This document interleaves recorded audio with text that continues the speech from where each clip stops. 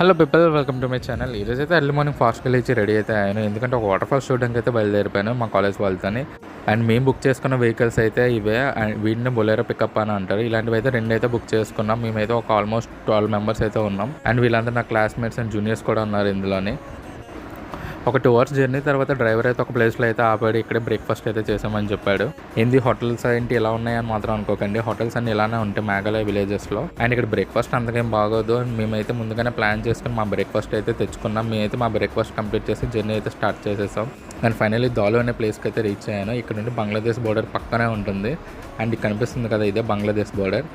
నేను నా లైఫ్లో ఎప్పుడు కంట్రీ షేరింగ్ బోర్డర్ అయితే చూడలేదు. ఇదే ఫస్ట్ టైం చూడడం.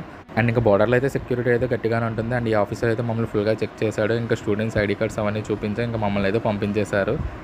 అండ్ వెళ్తున్న దారిలో అయితే ఈ బ్రిడ్జ్ అయితే కనిపించింది. ఈ బ్రిడ్జ్ మొత్తం వుడ్తోనే కట్టాడు. నాకైతే గొప్ప భయం వేసింది. అండ్ దీని కంటిన్యూషన్ పార్ట్ కూడా ఉంది. సీన్ ది నెక్స్ట్ లో గైస్, బై బై.